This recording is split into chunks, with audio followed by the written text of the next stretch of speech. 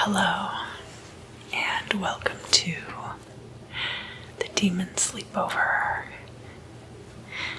Thank you for coming tonight. I'm here with my good friend, Veronica.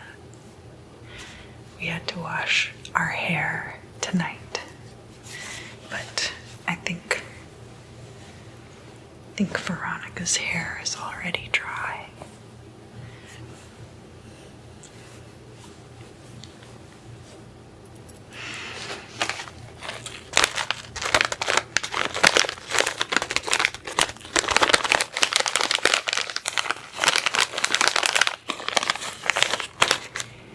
Do you want some popcorn? Here, I've got 2 bags.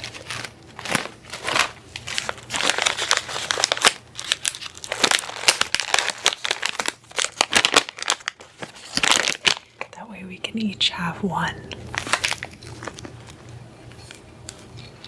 I brought a bowl too.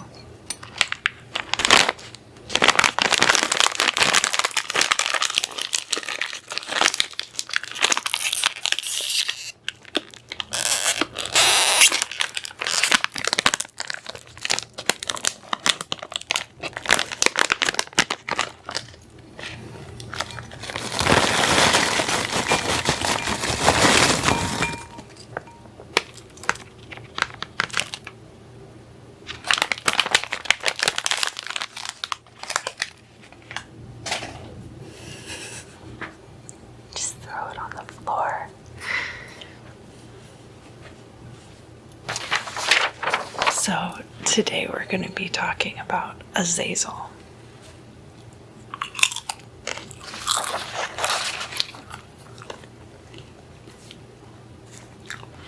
It was very interesting researching AZAZEL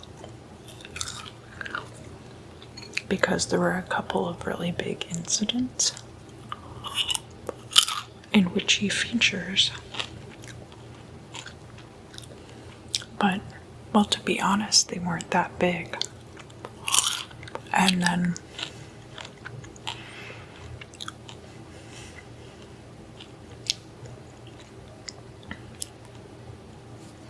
they were big as in momentous, but not big as in lengthy.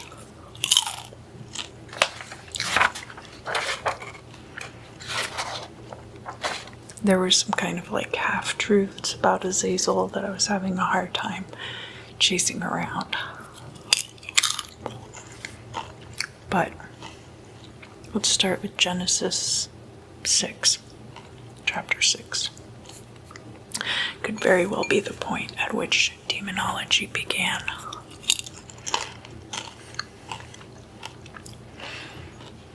This was when angels cast a lustful eye toward humans and ended up renouncing their relationship with God.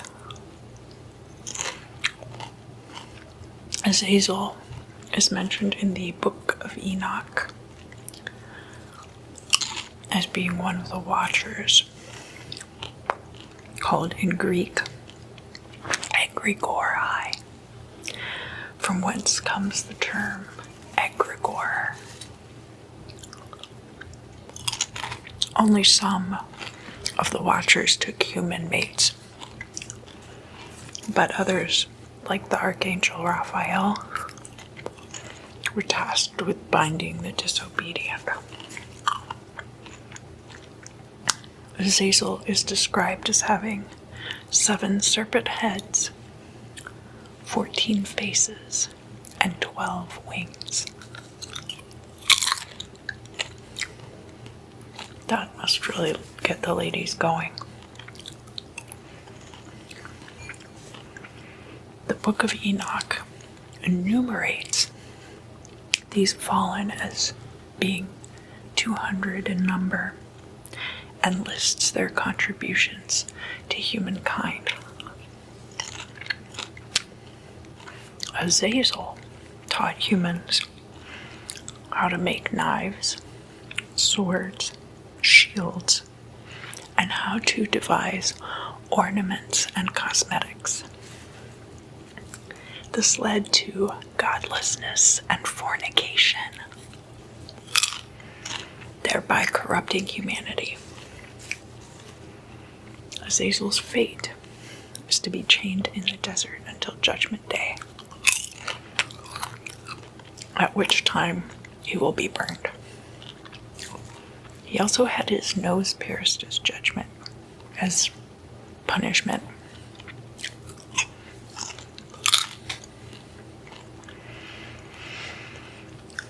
So, etymology of the name Azazel is taken from a Hebrew word for removal.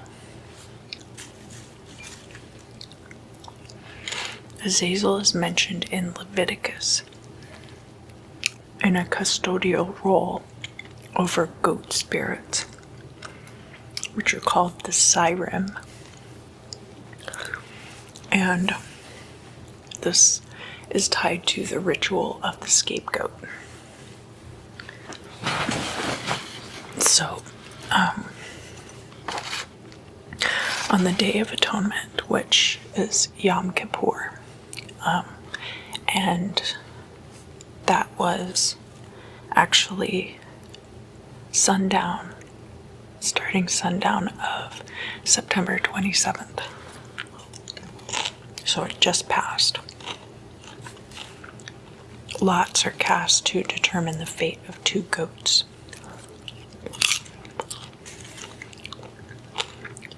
And this is how they were doing things back in the day. 1 goat gets burned as a sin offering to God, and the other goat is the scapegoat. And the scapegoat is released into the wilderness to take all of their sins back to Azazel. The wilderness was seen as the domain of demons.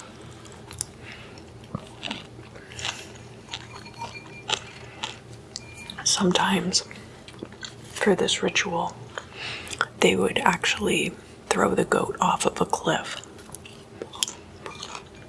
because they didn't want it to return. And by throwing it off a cliff, they were guaranteeing that it wouldn't come back.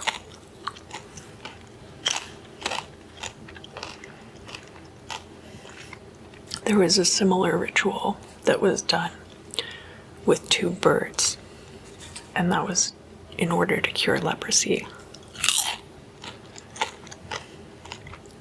Now, there's another work that depicts Azazel, and it's called the Apocalypse of Abraham, and it's part of the Pseudepigrapha, so it's an apocryphal text. These were assorted biographical texts created between 300 BCE and 300 CE, which are not considered canonical, but are included among the religious texts.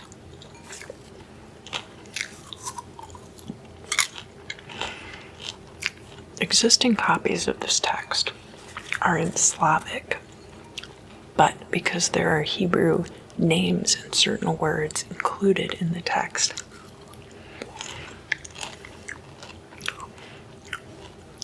that implies that it might have originally been translated from Aramaic.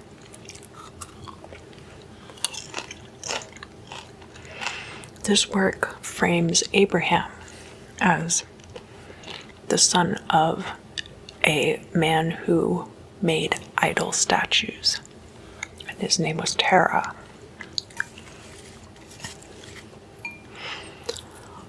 At some point, there were some statues that were destroyed, and this caused Abraham to have a crisis of faith, because if they truly represented these deities, how could they have been destroyed? And so he turns to the monotheistic God, and this drives a wedge between him and his father.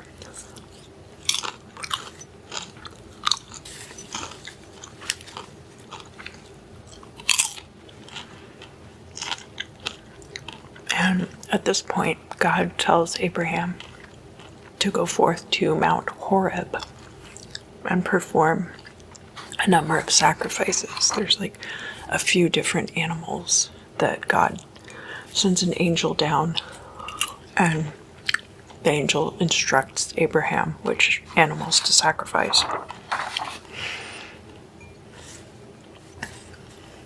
And as Abraham is preparing the sacrifice, Azazel lights down upon the pure sacrificial animals. They say it's in the form of an impure bird. So that could be like a vulture or a crow or something like that. Probably something that devours carrion. And if it's landing on your sacrifice, that's supposed to be like not a good sign. So Azazel starts telling Abraham that the angel who is with him, who is instructing him on how to execute this sacrifice, his name is Yahuel. Azazel says, hey, this angel, as soon as you're done sacrificing these animals, you're next. And of course, the angel's like, get out of here, you're a liar. And it was to test Abraham's faith. And 3 times Azazel's like, you need to run. You need to get out of here. This angel's going to sacrifice you to God. Or just straight up kill you, I guess.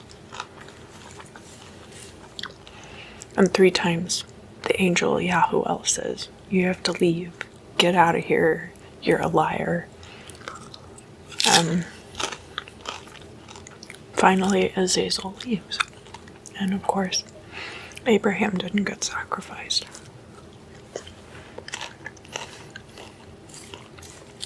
So, Iblis is the Arabic word for despair. And that's the name given to Azazel in the Quran.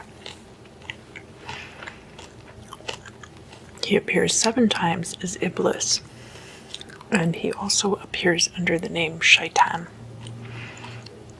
But one reference is made to him being Azazel, and this is in a story where Allah sends angels to earth to destroy these jinn who are disobeying divine law. Some of them are destroyed. Some of them are just outright killed. And the survivors form their own settlement, form their own city. And then Iblis, who was one of them, was taken up into heaven and re-educated. And during this time, he is called Azazel. Ultimately, though, he chooses to return to Earth and rule over the city of the jinn.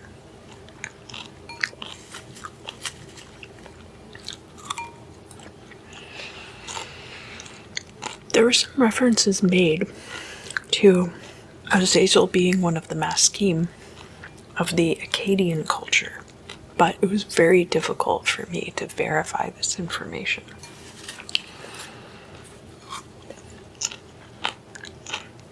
The Encyclopedia of Demons and Demonology says there are 7 maskim, including AZAZEL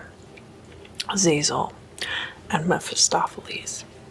However, I was unable to find any other direct references to Azazel in reference to any holy texts about the Maschim from the period of the Akkadians, like primary source text. Nor did the Encyclopedia of Demons and Demonology list the remaining Maschim. I did find a text. It's by Michael Ford, and it's called The Maschim Hull. It's a Luciferian approach to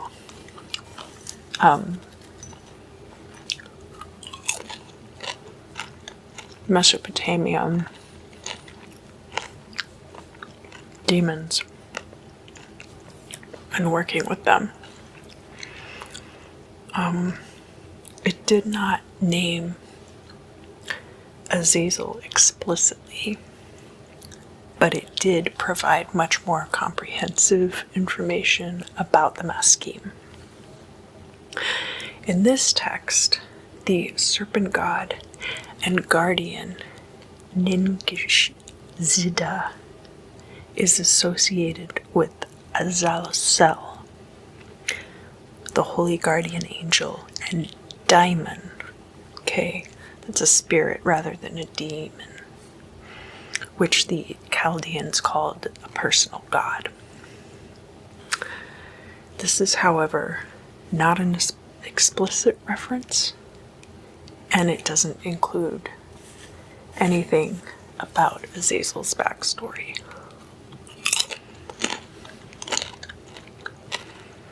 So as you can see, at first, seems like a really straightforward demon. But actually, there's way more to Azazel that we have yet to uncover.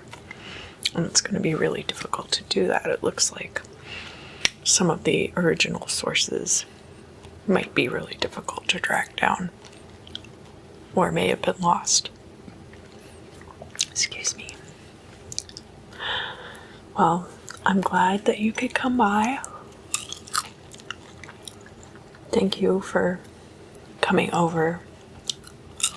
Yeah, we can watch movies later too. I just downloaded Hereditary. I haven't watched it yet. We'll be talking about Paimon soon.